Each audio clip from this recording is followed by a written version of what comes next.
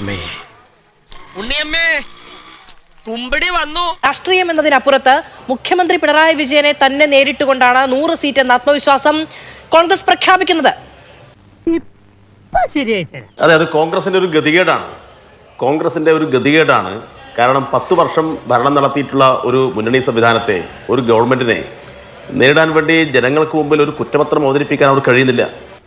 എന്നിട്ട് ഈ രാജു പി നായർ പറയുന്നത് PR വർക്കിലൂടെ പറഞ്ഞ നേട്ടങ്ങളൊന്നുമില്ല എന്നാണ്. ഞാൻ വെല്ലുവിളി ചോദിക്കുകയാണ്, PR വർക്കിൽ കൂടി അവകാശപ്പെട്ട എന്ത് കാര്യമാണ് ഞങ്ങൾ അങ്ങോട്ട് പറഞ്ഞത്?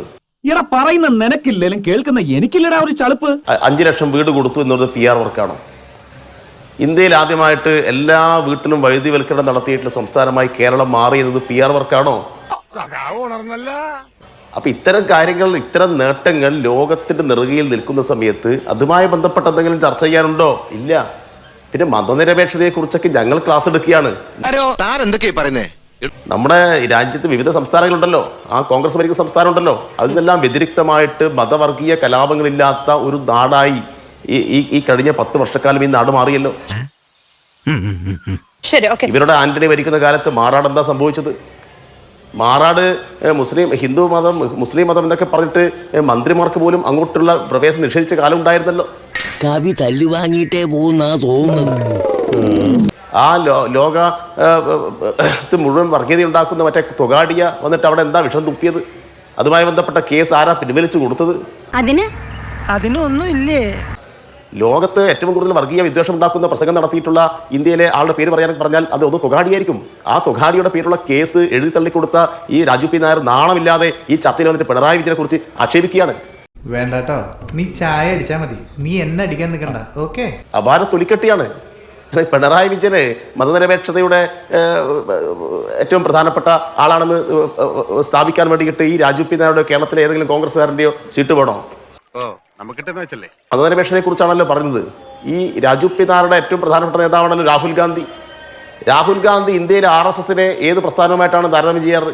രാജു പി നായരെ മുസ്ലിം ബ്രദർഹുഡുമായിട്ടാണ് അല്ലേ? മുസ്ലിം ബ്രദർഹുഡിന്റെ ഇന്ത്യൻ പതിപ്പ് എന്നാണ് പലപ്പോഴും രാഹുൽ ഗാന്ധിയുടെ പ്രസംഗത്തിൽ RSSനെ വിശേഷിപ്പിക്കാറുള്ളത്. ആ മുസ്ലിം ബ്രദർഹുഡിന്റെ നേതാക്കന്മാരുടെ ഫോട്ടോ പിടിച്ച് ഈ കേരളത്തിൽ സമീപകാലത്ത് പ്രകടനം നടത്തിയിട്ടുള്ള ജമാഅത്തെ ഇസ്ലാമി ഇപ്പൊ ആരുടെ കൂടിയ? ആ ജമാഅത്തെ ഇസ്ലാമിയുടെ ഇത്തരം കാര്യങ്ങൾ ചൂണ്ടിക്കാണിച്ചപ്പോൾ ജമാഅത്തെ ഇസ്ലാമിക്ക് പഴയതുപോലെ മതരാഷ്ട്രമില്ല എന്ന് പറഞ്ഞത് ആരാണ്? ഈ പ്രതിപക്ഷ നേതാവല്ലേ?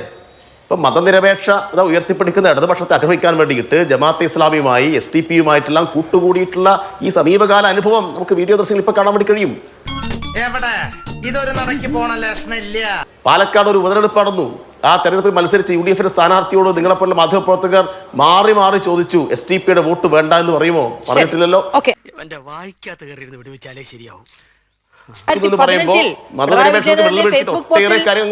കേരളത്തിലെ തൊഗാഡിയെ എന്ന് വിശേഷിപ്പിച്ചത് ആരെയാണ് എന്നുള്ളതും അദ്ദേഹത്തോടുള്ള ഇപ്പോഴത്തെ സമീപനം എന്താണ് എന്നുള്ളതും ഒക്കെ കഴിഞ്ഞ ദിവസങ്ങളിലൊക്കെ നമ്മൾ ചർച്ച ചെയ്തൊക്കെയാണല്ലോ.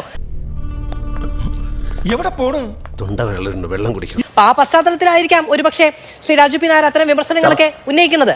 അതിനെയും ചർച്ചയാവാം. അല്ല, ചർച്ചയില്ല, ഞാൻ ചോദിക്കുന്നത് ആ വിഷയത്തിൽ അതിനെയും ചർച്ചയാവാം. UDF-ന് ഭരണം കിട്ടുക എന്ന് പറഞ്ഞാൽ മുസ്ലിം സമുദായത്തിന് ഭരണം കിട്ടുക എന്നുള്ളതാണ് അല്ലേ? മുസ്ലിം സമുദായം രക്ഷപ്പെടാൻ വേണ്ടിയിട്ടാണ് UDF ഭരണം കിട്ടുന്നതെന്നാണ് KM ഷാജി പ്രസംഗിച്ചത്. പച്ച വർഗീയതയാണ് KM ഷാജിയെ പോലെയുള്ള ലീഗിന്റെ നേതാക്കന്മാർ പ്രസംഗിക്കുന്നത്. മുഖത്ത് നിറച്ച് വിനയം വാരിത്തേച്ച് വച്ചാലും ഇടയ്ക്കിടയ്ക്ക് ഉള്ളിക്കിടക്കണ ഫ്രാഡുകൾ പുറത്തോട്ട് തള്ളി തള്ളിക്കാറ് വരും. അവരെയും കൂട്ടിപ്പിടിച്ചിട്ടാണ് ഇപ്പൊ കേരളത്തിന് മതനിരപേക്ഷയുടെ ക്ലാസ് എടുക്കാൻ വേണ്ടിയിട്ട് ഈ കോൺഗ്രസിന്റെ വക്താക്കൾ ഇങ്ങനെ പുറപ്പെടുന്നത്.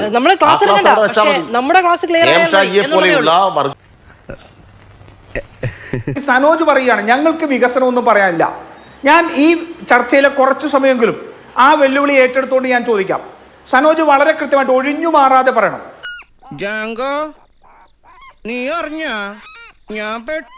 കഴിഞ്ഞ 10 വർഷം കൊണ്ട് പിണറായി വിജയൻ സർക്കാർ ആവിഷ്കരിച്ച് പണം കണ്ടെത്തി നടപ്പിലാക്കിയ ഒരൊറ്റ ബിഗ് ടിക്കറ്റ് പ്രോജക്റ്റിന് പറയണം. ഒരൊറ്റ ബിഗ് ടിക്കറ്റ് പ്രോജക്റ്റ്. എന്താ ഉറക്കം വരുന്നു? മെട്രോ എന്ന് പറയരുത്, വാട്ടർ മെട്രോ എന്ന് പറയരുത്, വിഴിഞ്ഞെന്ന് പറയരുത്. കാരണം ഇതൊന്നും നിങ്ങൾക്ക് യാതൊരു പദ്ധതി ആവിഷ്കരിക്കുന്നതിൽ നിങ്ങൾക്ക് യാതൊരു പങ്കുണ്ടായിരുന്നില്ല. മുഴുവൻ ചെയ്ത് എന്ന് മാത്രമല്ല, കൊച്ചി മെട്രോ പണി തീർത്തിടത്ത് നിന്ന് 1 കിലോമീറ്റർ അധികം 10 വർഷം കൊണ്ട് നിങ്ങൾക്ക് പണി തീർക്കാൻ പറ്റിയിട്ടില്ല. പണി പിന്നെയും പാളി. കേരളത്തിലെ ഹോസ്പിറ്റലുകളിൽ സർജറിക്ക് പോകുമ്പോൾ പഞ്ഞിയും നൂലും മേടിച്ചു കൊണ്ടുപോകേണ്ട അവസ്ഥ കേരളത്തിന്റെ ചരിത്രത്തിലുണ്ടായിട്ടുണ്ടോ? സനോജ് മറുപടി പറയണം. അയ്യോ എനിക്കിപ്പോ ബോധം പോകും. നിങ്ങൾ നടത്തിയ സദ്ഭരണത്തിൽ ഇന്ന് ഈ മെഡിക്കൽ കോളേജിലെ ആശുപത്രിയിലെ ഉപകരണങ്ങളും മരുന്നുകളും കൊടുത്തതിന് KMSCL എത്ര രൂപ കൊടുക്കാനുണ്ട് എന്ന് അങ്ങൊന്ന് പറയണം. നിങ്ങൾ നടത്തിയ സദ്ഭരണത്തിൽ ദളിത് കുട്ടികൾക്കുള്ള സ്കോളർഷിപ്പും ഹോസ്റ്റൽ ഫീ ഉൾപ്പെടെ വെട്ടിക്കളഞ്ഞ 500 കോടി എന്തുകൊണ്ട് എന്ന് നിങ്ങൾ പറയണം. എന്റെ പൊന്നു വായി എന്നെ കുഴപ്പിക്കരുത്. വികസനത്തിന്റെ കഥയെടുത്ത് നോക്കിയാൽ വളരെ കൃത്യമായിട്ട് ഒരു വികസനവും നടന്നിട്ടില്ല എന്നുള്ളതും അതേസമയം തന്നെ ധനകാര്യ മിസ്മാനേജ്മെന്റ് കൊണ്ട് കടക്കടിയിലേക്ക് തള്ളിവിട്ടതാണ് എന്നുകൂടി പറയാം. ഇത് വടി കൊടുത്ത് അടി വാങ്ങുന്ന പരിപാടിയാണല്ലോ ബാബു. സനോജിന് ധൈര്യമുണ്ടോ ഈ ചർച്ചയിൽ വെച്ച് വെള്ളാപ്പള്ളി നടേശൻ ഈ സമൂഹത്തിലെ മതേതരത്വത്തെ തകർക്കുന്ന വർഗീയവാദിയാണെന്ന് പറയാൻ സനോജിന് ധൈര്യമുണ്ടോ? ചോദിക്കുന്ന ചോദ്യത്തിന് ഉത്തരം പറയേണ്ട കുട്ടിയൊന്നുമല്ല ഞാൻ. ഞങ്ങൾ ചോദിക്കുന്ന ചോദ്യത്തിന് ഉത്തരം ഇങ്ങോട്ട് പറയൂ. ഞങ്ങൾ ചോദിക്കുന്ന ഉത്തരം ഇങ്ങോട്ട് എന്തോന്നാടോ ഇത്? എവിടെ നിന്ന് കിട്ടിയോടോ ഈ ഉണ്ടാക്കണേ? ഞാൻ വികസനത്തെ സംബന്ധിച്ച് അദ്ദേഹത്തോട് ചോദിച്ചത് സംവാദത്തിന് തയ്യാറാണ് എന്ന് പറഞ്ഞപ്പോൾ ഞാൻ ഉപയോഗിച്ച മാതിരി ഈ ഫ്ലോർ തന്നെ നമുക്ക് സംവാദം തുടങ്ങി വെക്കാമെന്ന് പറഞ്ഞാണ് പറഞ്ഞത്. അത് കഴിയുമ്പോഴത്തേക്ക് രാജുപ്നാർ പറയുന്നത് ചോദിക്കുന്ന ക്ലാസ് മുറിയിൽ ഇരിക്കുന്ന കുട്ടിയല്ല എന്നൊക്കെ പറയുന്നത് അപക്വമാണ്. അദ്ദേഹം പ്രധാനമായിട്ടും പറയുന്നത് ജമാഅത്തെ ഇസ്ലാമിയെ സംബന്ധിച്ച കാര്യം. ഞാൻ ഒറ്റ കാര്യം മാത്രം ചോദിക്കാം. CPM-ലെ മുസ്ലിങ്ങളായിട്ടുള്ള സഖാക്കൾ തീവ്രവാദികളും ജമാഅത്തെ ഇസ്ലാമിയുടെയും SDP-യുടെ ആൾക്കാരാണോ? അതൊന്നും എനിക്കറിയാൻ മേല. അതിന് ആധികാരികമായിട്ട് നമുക്ക് പറയാൻ കഴിയുന്ന ഒരു കാര്യം, ശ്രീ MP ഗോവിന്ദൻ പറഞ്ഞത് പ്രിയങ്ക ഗാന്ധി തെരഞ്ഞെടുപ്പിൽ ജയിച്ചത് ജമാഅത്തെ ഇസ്ലാമിയുടെ SDP-യുടെയും വോട്ടുകൾ കൊണ്ടാണ്. അതിനുശേഷം നിലമ്പൂർ ഉപതെരഞ്ഞെടുപ്പ് നടന്നു. ഇങ്ങനെ പോയാൽ സംഗതി കുഴയും. ശരി. നിലമ്പൂർ ഉപതെരഞ്ഞെടുപ്പ് നടന്നപ്പോൾ 69,000 വോട്ട് M സ്വരാജിന് അവിടെ ലഭിച്ചു. പക്ഷെ അതിനു മുമ്പ് നടന്ന പ്രിയങ്ക ഗാന്ധിയുടെ ഉപതെരഞ്ഞെടുപ്പിൽ 29,000 വോട്ട് മാത്രമാണ് CPM-ന് ലഭിച്ചത്, LDF ലഭിച്ചത്. പറഞ്ഞിട്ടില്ല. അപ്പൊ ബാക്കിയുള്ള വോട്ടുകൾ മുഴുവൻ CPM-ന് ഈ നിലമ്പൂർ ഉപതെരഞ്ഞെടുപ്പിൽ കിട്ടിയത് SDP-യുടെയും ജമാഅത്തെ ഇസ്ലാമിയുടെയും ഉൾപ്പെടെ മുസ്ലിം തീവ്രവാദികളാണെന്ന് സനോജ് പറഞ്ഞാൽ ആ പ്രശ്നം നമുക്ക് പരിഹരിക്കാൻ പറ്റും. ഇത്രയും വലിയ ഗതികെട്ടവൻ ഈ ലോകത്ത് വേറെ ആരെങ്കിലും ഉണ്ടാവും എന്റെ കർത്താവേ. ഈ പദ്ധതികളെല്ലാം ഒരുമിച്ച് കൂട്ടി പിണറായി വിജയൻ വന്നപ്പോൾ ലൈഫാക്കി. ആ ലൈഫ് ഭവന പദ്ധതി 10 കൊല്ലം കഴിയുമ്പോൾ സനോജ് പറയുന്നത് 4,71,000 ഉള്ളൂ. പക്ഷേ ഇത് പല പദ്ധതികളായിട്ട് 5 വർഷം കൊണ്ട് ഉമ്മൻചാണ്ടി നിർത്തപ്പോ അത് 2,50,000.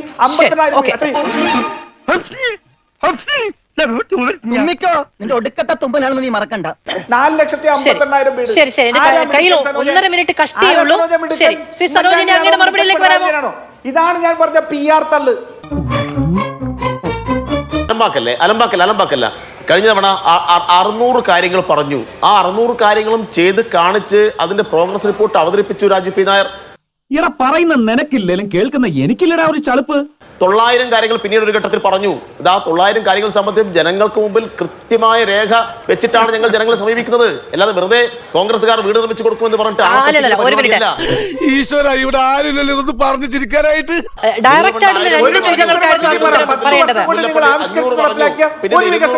നിങ്ങൾ ഒന്നും കൊടുത്തിട്ടില്ല. ഇങ്ങനെയാണെങ്കിൽ ഞാൻ കളിക്കല്ല, ഞാൻ നേരെ ചിറാപുഞ്ചിയിൽ പോയി മണം വിൽക്കാൻ പോകും. ആവിഷ്കരിച്ച് നടപ്പിലാക്കി പൂർത്തിയാക്കിയ പദ്ധതി ഒരെണ്ണം പറയണം എന്നുള്ളത്.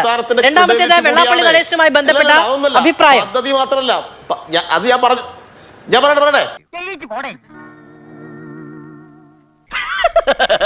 തൽക്കാലം ഇത്രയും മതി. വരട്ടെ.